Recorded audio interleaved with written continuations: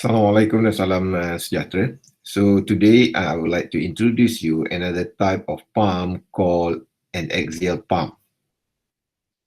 So axial pump is actually a rotodynamic pump. It is not a positive displacement pump, but this pump is not introduced in fluid mechanics 1 and fluid mechanics 2. It is actually the coupling of the centrifugal pump. So coupling means it works like a centrifugal pump, but the difference is only the way how fluid enters the blade. Okay, so for axial pump, it also called a propeller pump, allow fluid to enter the impeller axially. So this is the keyword for axial pump. So in centrifugal pump, fluid will enter in perpendicular direction. So the discharge fluid nearly axially, pumping the liquid in a direction that is parallel to the pump shaft. So another keyword is the liquid enters the pump is in parallel to the pump shaft. An axial flow pump is also called a propeller pump because the impeller works much like the propeller of a boat. The propeller is driven by a motor that is either sealed directly into the pump body or by a drive shaft that enters the pump tube from the side. Axial flow pump use the propelling action of the impeller's vane on the liquid to develop pressure. Axial flow pumps are frequently used in industrial setting as circulation pumps that work in conjunction with salvage digester or evaporators. Axial pumps are also used in the heat recovery system, nuclear reactor, water circulation, and high volume mixing application. Axial flow pumps can also be used as a liquid pump for ballast control in marine application. Axial flow pumps use the propeller action to draw water into the pump by suction, and axial flow pump can be designed as a suction pump that draws water in through one end and discharge it out the top of the pump. However, axial pumps are not typically used for suction lift application. So di sini saya rasa awak pun faham yang dinyatakan oleh ayat ini. Selalunya axial pump digunakan untuk mengalirkan liquid yang slurry. So it will use for fluid, but the advantage of axial pump is it can be used to transfer a slurry liquid, means a liquid with high viscosity, because normally axial pump is used to give more velocity to water, mean to transform water, but not for the lift application. Means if you need to lift water from 0 level to 100 meters, you are not advised to use an axial pump. So axial pumps used for pumping clear water or storm water may also be submersible. A submersible pump that uses an axial flow design is common in irrigation and drainage application. Axial flow pumps may also be used as a sump pump in some industrial application to circulate slurries or wastewater to drain storm water from some pits or waste storage lagoons. Axial flow pumps are typically used in high flow rate, low lift application. A mixed flow pump similar to a turbine pump may be used as a well pump provided the well is not too deep. So a few application has been mentioned here. So I hope you could do your own study about the axial pump. So this is actually the simple way to understand the axial pump. So the axial pump here, okay, as it named, because it is axial means the flow of the fluid is actually parallel with the axis of the blade. So this is axis of the blade, and then it will rotate at certain speed, but the flow inlet and outlet is remain in same direction. So previously in fluid mechanics 1, we learned about centrifugal pump. So centrifugal pump here is actually the radial flow. If we differentiate in terms of the flow direction, So we could say that centrifugal pump is actually the radial flow. So means that the water will being pushed into the pump from the ice. So I think you still remember the word ice here when you learn about centrifugal pump. So in the middle, in the center point of the blade. So and then from the ice, so the water's direction will be turned into 90 degrees. Okay, so and then that's why they call the centrifugal pump is the radial flow. So this is the real image of axial pump. So means we have a motor here. So and motor will supply power, and then it's connected with a shaft here, and you will have blade at this area. So you could see that the water direction is still in its normal direction. So mean the inlet and the outlet is remain in same direction. So this is another application of axial pump. So in this case, they will create a long shaft here, and then it will have the blade of axial pump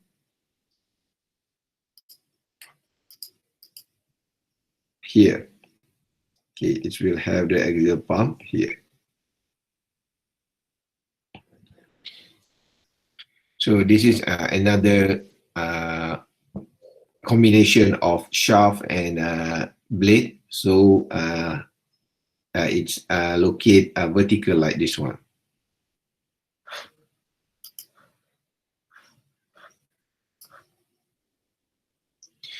Okay, now because axial pump is actually the rotodynamic pump, so means that we need to go back. We need to start our calculation to start our understanding from the velocity triangle. So I think you already know about velocity triangle. It is about it is actually the imaginary velocity that can be can be reflect. It is an imaginary velocity that reflected the velocity component of the axial pump. Okay, so first you need to understand how to draw the blade. So I think previously in centrifugal pump, you already know how to draw the blade and then how to draw the velocity triangle. But I will teach you here on how to draw the blade for axial pump. So first, we imagine that we have an axial pump blade like this one. So we have this blade. So and then we imagine that this blade will rotate at certain RPM, and the inlet and outlet is actually in same direction like this one. So we could draw the blade here is like this. Okay. So how to draw? So this is imagine of what? So you just imagine that. So we have a blade here, let's say a simple one, and then we cut it here, and then we see it from the top view like this one. So we could say that if you see the cross section of this blade, we could have this kind of diagram. Okay, I hope you could imagine this one. So and then the first thing that you need to do is you need to imagine the actual velocity that go through the blade. So means that, so here the velocity will come here, and then it will goes out. So and then we could imagine that we have an actual velocity, so we call it as V1 here, and then we just imagine that this velocity, because it's received and the rotation of blade, so the outlet is shifted like this. So we call this as the outlet velocity as V2. So awak kena imagine bahawa air yang masuk mestilah lurus. Kerana apa? Kerana pipe adalah lurus. Okay, so awak imagine kita ada pipe di sini dan kita ada blade. So oleh itu air yang masuk di sini adalah selari dengan panjang pipe. Oleh itu kita imagine bahawa pada inlet had laju yang masuk adalah V1 dan direction dia adalah lurus seperti ini. Okay, however for the outlet here, okay, so after that, I will see what I will explain why the outlet velocity is not parallel with the inlet velocity. Okay, so in actual, if you observe the motion of axial pump, you will find that the actual velocity will flow a little bit inclined or shifted like this one. It is because it is influenced by the motion of the blade. So in reality, so this is the first thing that you need to understand. You need to understand that how to draw a blade for axial pump, and then how to draw the velocity for actual, mean the real velocity that flow through the axial blade. So this is the inlet and this is the outlet. Okay, so another thing that you should know is, okay, so in centrifugal pump, we will draw a blade like this one, and then we will say that, okay, if this is the eye of the centrifugal pump, so we call this is point number 1, which is the input, and then this is point number 2, which is the output. Okay, so means in centrifugal pump, we have input and output. So same with the axial pump, we have input and output, but we still have another term. Okay, we have an extra term, which is the hub and the tip. So means that if we have a blade like this one, okay, let's say we have a blade like this one. Okay, so we have a blade of this, and then we will say that, okay, the shaft, this area, this part is called hub. So, and then at the edge of this blade, so we call this is a tip of the blade. Okay.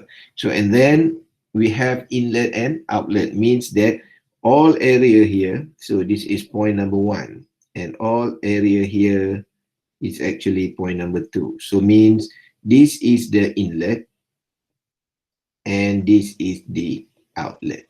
So means that you will have inlet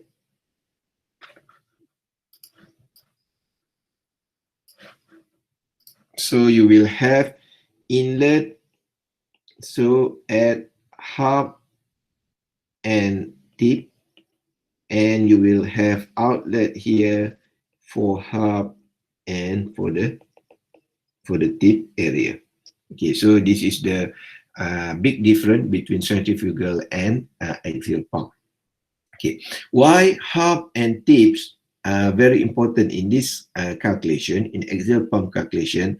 Because hub here, okay, the water will not go through the hub first. The first reason, because you know that we have a shaft here, and then the water will only flow outside like this one.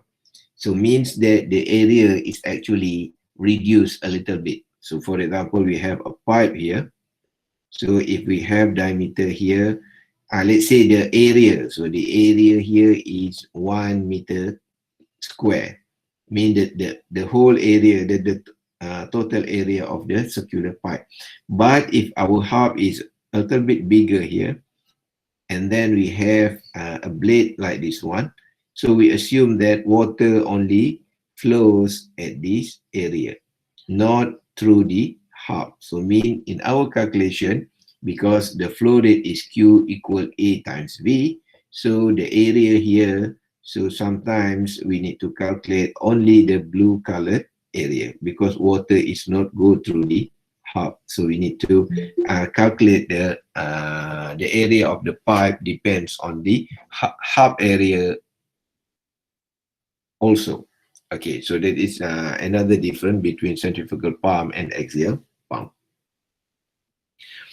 Okay, now what I would like to introduce you the velocity triangle for axial pump. So first, we need to draw the blade like this one. Okay, I'm sorry. Another reason why we need to take care, or we need clearly mention the tip and the hub. It is because the shape of the blade of axial pump.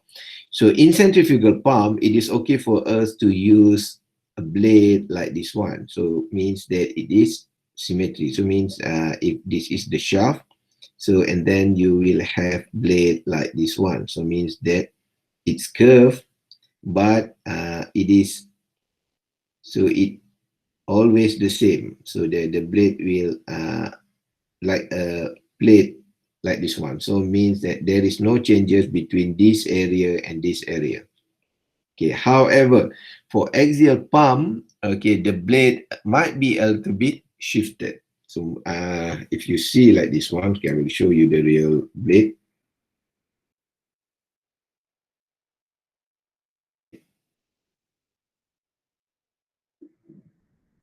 Okay, if you see this blade, okay, so I cannot show.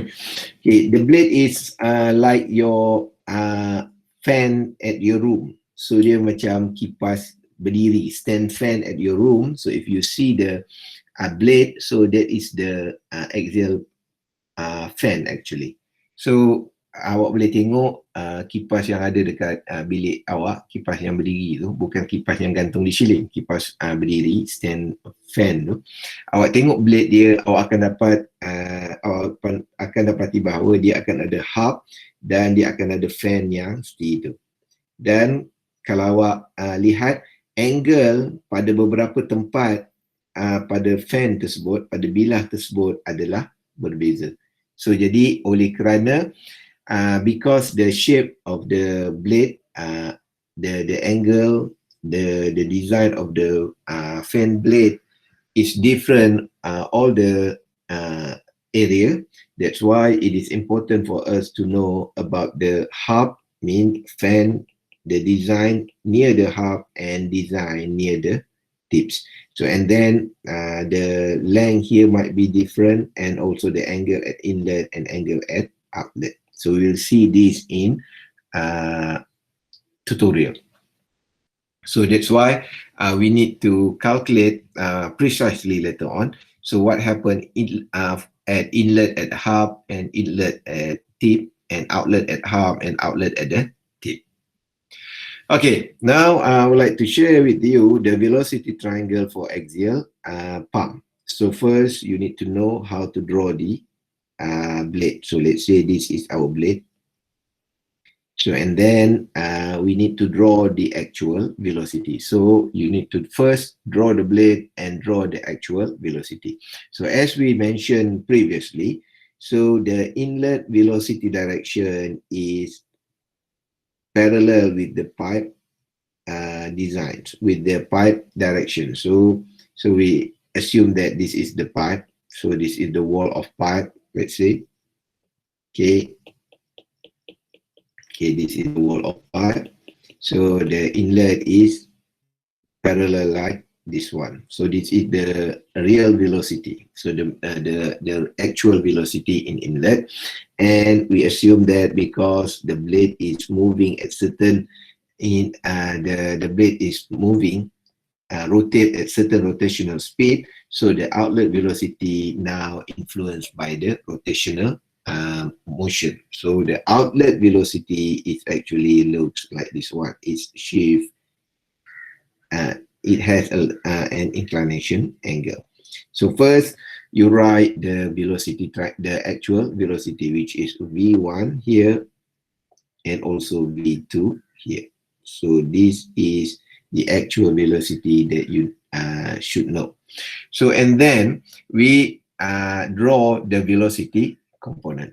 So velocity component in inlet is, we have u here. So u here is actually the linear rotational speed.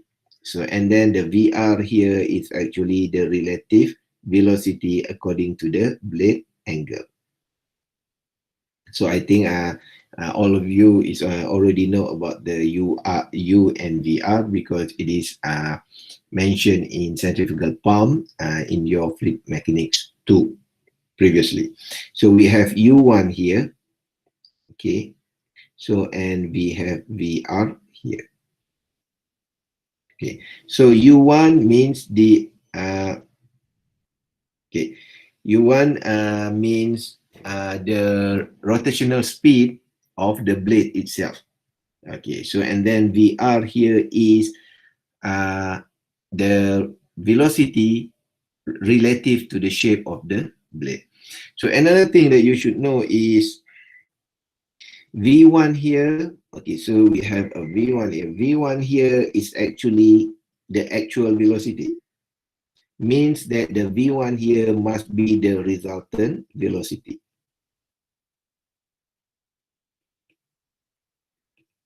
Okay, so resultant velocity means we have a component of U1 and we have component of VR1.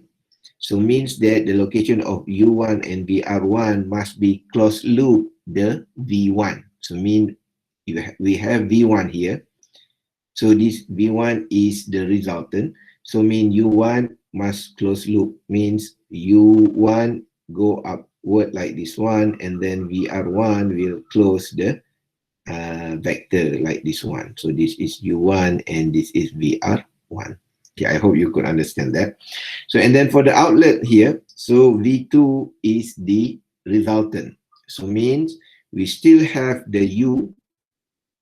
Okay, we have the U here. So and then we have VR2 at this direction. Okay, so VR2 means the relative velocity according to the shape of blade. So if you see this, because our blade is shaped like this one, so means that the VR1 must be entered like this one.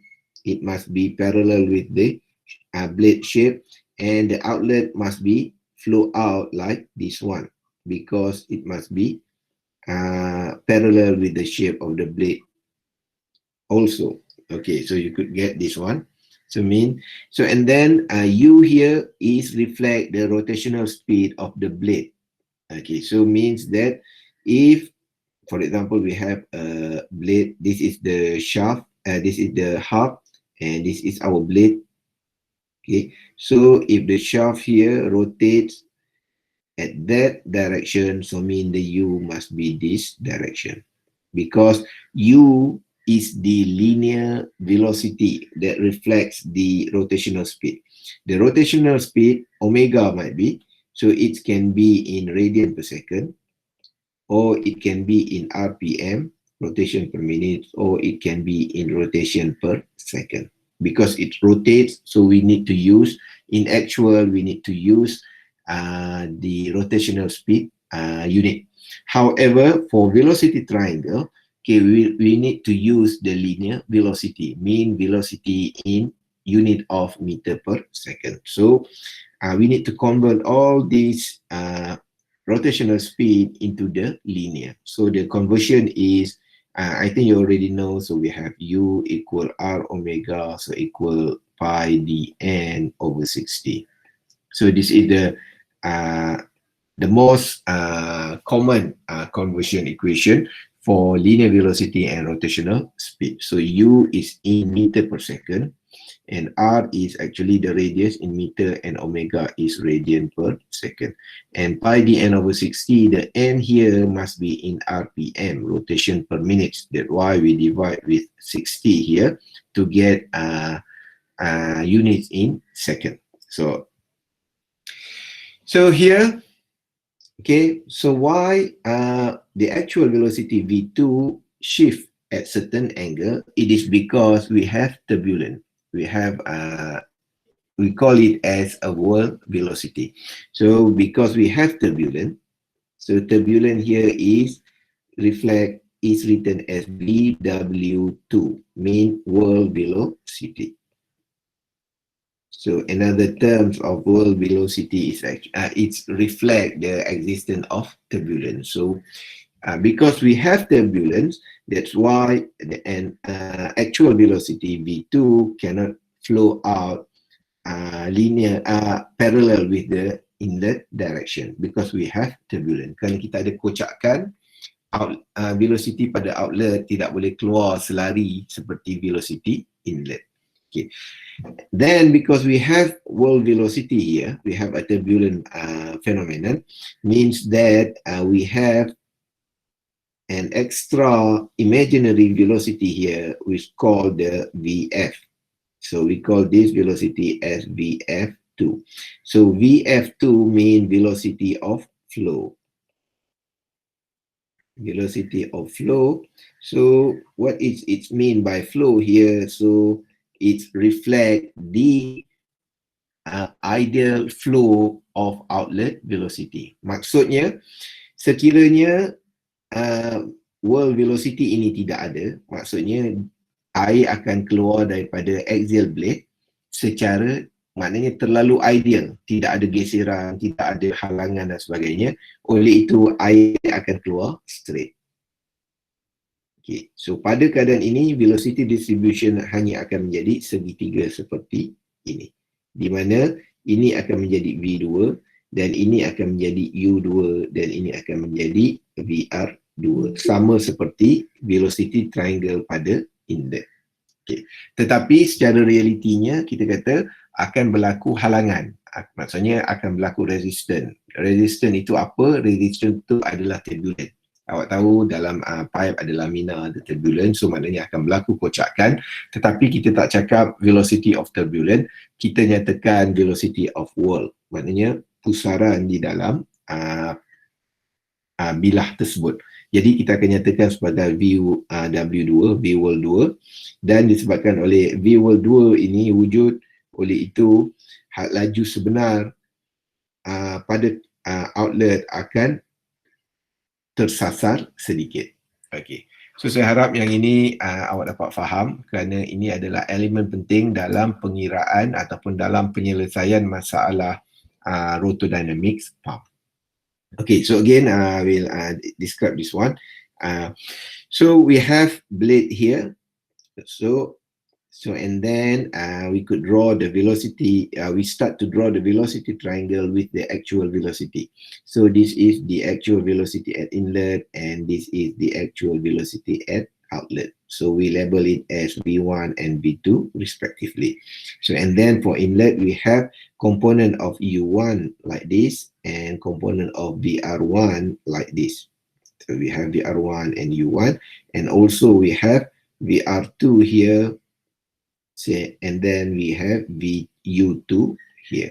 So please bear in mind that V1 and V2 is actually the actual velocity. So means it must be the resultant velocity. Means that all the components here in this vector must close loop to the resultant velocity. So you could see the vector here. So and then because in outlet we will have resistance, so means we will have a whirl. So and then we could draw this is the V whirl 2, V whirl at outlet, and this is the VF2. So VF2 means this is the ideal velocity for the for axial flow. So and then because we have velocity triangle, means that we could draw that this is the blade angle at outlet and this is the blade angle at inlet. So the blade angle here will reflect the angle, the shape angle of this blade. Base refer to the axial axis. So means we have hub here, this is blade and this is an axis. So we start to calculate if let's say we have a blade like this one, so and then we calculate the angle of this one. Okay, so I think you could imagine what is the meaning by blade angle at outlet and blade angle at inlet. So sometimes, okay, sometimes this is the simple diagram, so you will find that the angle at inlet and outlet is the same.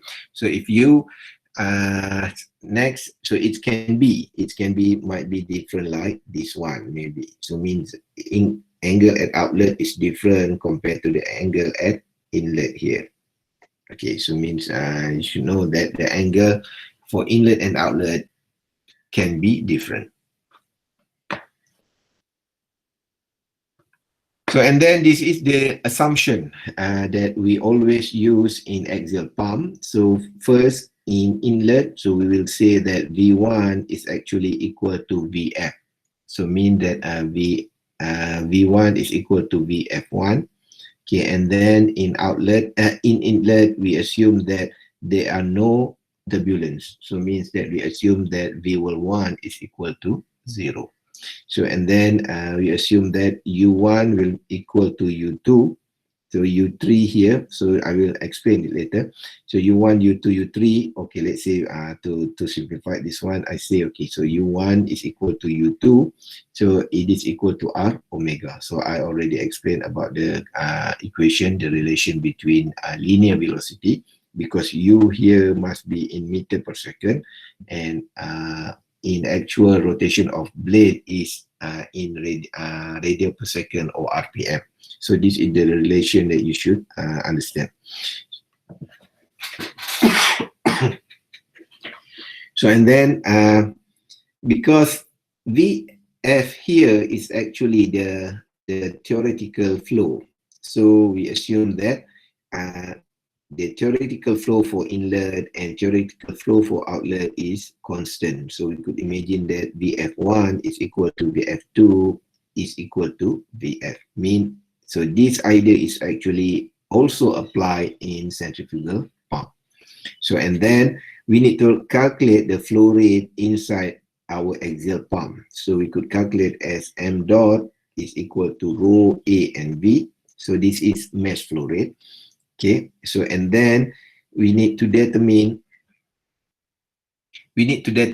what is our A. So as I said, A is the cross-sectional area, and in axial pump we have hub here.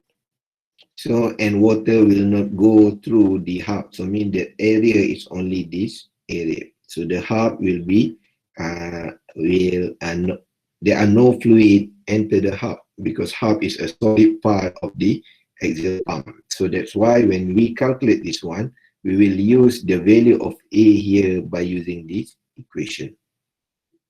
So we know that A is the cross-sectional area, so we calculate it pi R2 square minus pi R1 square, which is the R2 here is the outer diameter, and R1 is actually the diameter of the hub. So and VF here is actually the velocity, which is the parallel with the axis. Okay, so why we not multiply with the okay, so in this case, so we could say that VF here is actually equal to V1. However, if you have V1 at certain angle, for example, you have situation, you have blade here, and suddenly at the inlet you have a turbulent flow. So means that the V1 here maybe looks like this one, and then you have V2 also at a certain angle. So this V2 and V1. So in this situation, to calculate the flow rate, you still need to use the velocity of VF. Why? This is the rules to calculate the flow rate. So flow rate, you learn this in Fluid Mechanics 1. I think you already know about this idea.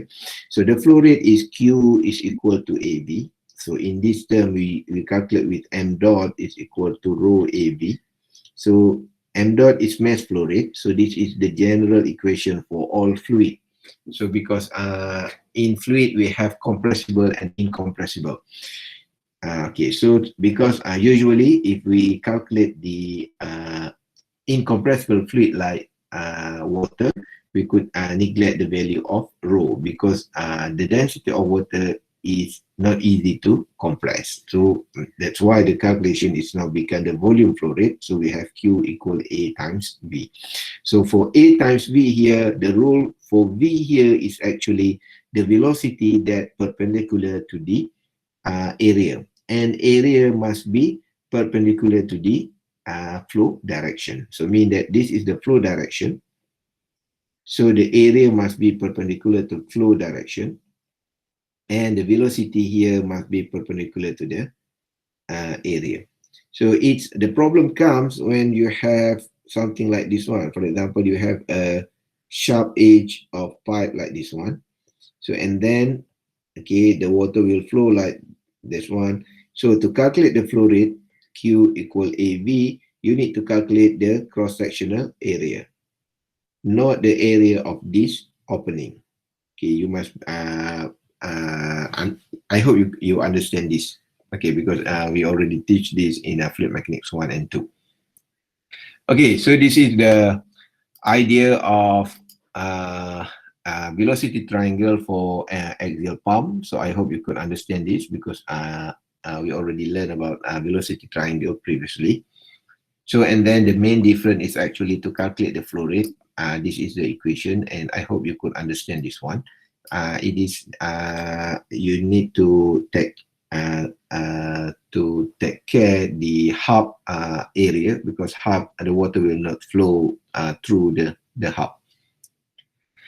So, and then this is the Euler Head for axial pump. I hope you still remember the Euler Head for centrifugal pump. So we use the same equation. So we have Euler Head HE is equal 1 over G U2 V1 2 minus U1 V1.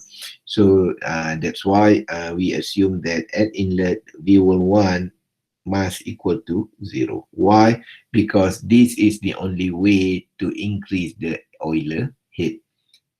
Means engineer will make sure that flow inside flow in inlet for axial pump or any pump, so must have less turbulence in inlet. Less turbulence means the V-wall velocity will become smaller and smaller. So we could assume that the value of V1 here is almost 0. Now our Euler Head will become like this. So it will increase the value of Euler Head.